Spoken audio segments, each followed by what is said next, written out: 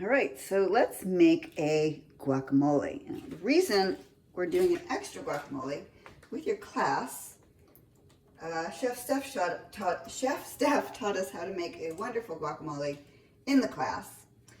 And the reason we're making this other one is because this is the one I've been making for years. It's Ina Garten. It's one of the few things that she makes that's actually vegan already. And it's a little different than Steph's. They're both delicious. I love that Steph's, you can make a pico de gallo like in the middle because of the way you put the onions and the tomatoes together. But this one is just a little different, and I just wanted to show an alternative, especially if you don't have jalapenos or don't like jalapenos. So let's get started. So it calls for 4 ripe avocados. I had 3 big ones, so I'm just going to leave it at 3. I got it started. I've already started putting some of it in there. I just wanted to show you if you've never worked with avocado before. I cut it into quarters, and then there's a big pit in the inside, and you take the pit out. And this is a nice ripe avocado. And it's really easy then to just kind of put your fingers, by the way, make sure your hands are always clean before you cook because you use them a lot. You just stick your fingers under, and if it's nice and ripe, it should come right out. And actually, I love rubbing avocado into my hands because it's like a nice moisturizer. But I gotta wipe it off right now because I'm making this video. Okay, so we have avocados. Let's cut the avocados in half, remove the pits, and scoop the flesh out of their shells into a large bowl. I love using this bowl for guacamole. You can use whatever you'd like. Now it says immediately add the lemon juice, and part of that reason is because the avocado is going to start to turn brown when it hits the air like apples do, but the lemon juice will slow that down a little bit. So 3 tablespoons of lemon juice. So 1, 2, 3. It wasn't quite 3, so let's put a little extra there. Okay. All right, so that's our lemon. Next, we are doing hot pepper sauce. Okay, immediately add the lemon juice, hot pepper sauce. So it's 8 dashes.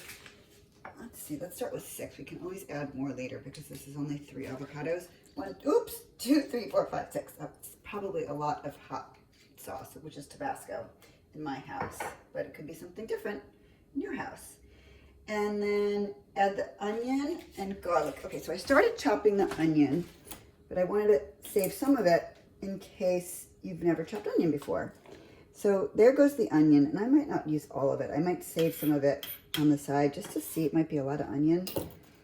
But to chop it, I'm going to sort of pretend because I had a piece of onion left over. So let's say this was an onion. This is a terrible example. But let's say this is an onion. You chop the top and the bottom and just peel the skin off. And then you have the inside. And you'll slice through it. And then you turn it on its side like this. Now today, this onion's not very strong and it's not making me cry. But a lot of times they make me cry. So this says to dice it. Does it say small dice? It says small dice. So you want to make the pieces kind of small. I think the ones I have in there aren't so small. These are a little smaller. So I'm just getting them sliced. And then to dice them, I'm going to take the edge of the knife and just push down. I don't generally use a cutting board. I probably should because it's better for the knives. The knives will dull quickly when I cut on this granite countertop. But since I don't cook meat on this and I clean my countertops every day, I'm okay cutting directly on my countertop. It saves me some time. Okay, I definitely think this might be a lot of onion. So I'm going to put the small dice in here. Take some of the big dice out. And we'll see. We'll see what happens. I'm not going to put this all in here. We can always add more.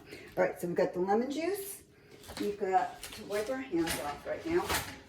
Okay, so we've got lemon juice, hot pepper sauce, onion. Okay, garlic. If you've been following me at all, you know I save time by using pre-chopped garlic. It's not in oil. It's in water, fluid, and citric acid.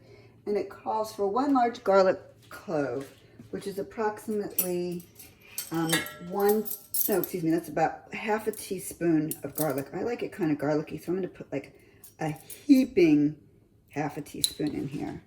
probably ends up being closer to a teaspoon. So I like it pretty garlicky. I might even end up adding more, we'll see. All right, so there's that. There's our garlic. And what's next? Oh, salt and pepper. We are almost done with this. I love how easy this recipe is. Okay, so salt, we need 1 teaspoon kosher salt. I know Garten likes to cook with kosher salt. I'm going to use a little bit less than the 1 teaspoon, partly because we only have 3 avocados, and partly because, let's see, we get the least amount of salt that we need to use for any recipe. Let's see. That's about ½ teaspoon right there. We'll stop there. If we need to add more, I still have it reserved. And how much pepper do we need? We need 1 teaspoon. I'm not measuring it because it's freshly ground. So I'm just going to put a bunch in. And then you can always put a bunch more in later. All right, you'll notice that we still have a tomato because that goes in last. But so now the next instruction is to, using a sharp knife, slice through the avocados in the bowl. This is what I like about this recipe, is that we're not mashing it. Traditionally, I only knew of guacamole that was mashed, and that can be delicious. You know, it really depends on your preference, but I like that this stays chunky. So you just take the knife and you slice through it, and you can keep going as much as you want, or leave it as chunky as you want.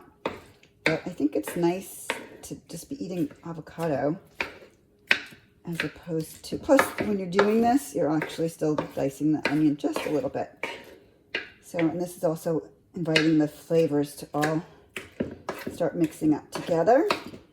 Okay, now I'm starting to feel the onion as I'm a little closer to it and spending some more time next to it. All right, so let's get on with the last instruction, which is, this is like, I love how quick guacamole comes together. It's just so easy and delicious and so summery and party-esque. So the last instruction is to take 1 medium tomato, seed it in small dice. So I took my tomato and I got it started. So seeding it means, so I cut it into quarters, and all I want to do is just take the seeds out, which I take very carefully with my knife. And, you know, there's still some in here, so I'm just, I hope you can see this, just sort of getting the seeds out. And then small dice, turning it over and just cutting into strips. And then small pieces here. And then we have a small diced tomato, and it doesn't take very long to do. And then kind of just fold it in to the recipe. And then we're going to taste it. Let's see if we need any more flavors in here. Okay, so let's fold this in. Isn't that pretty? We've got color, we got texture, we can have some flavor. Oh my gosh, I love guacamole so much. Guacamole. Let's pronounce it right. I'm going to taste this too. But there we are, we're done. That's how you make it. And I'm just going to taste it and see what I think I might be able to use. Maybe some more onion. We'll see. Let's taste it. Get some tomato in here too. Delicious. I think you can use a little bit more pepper.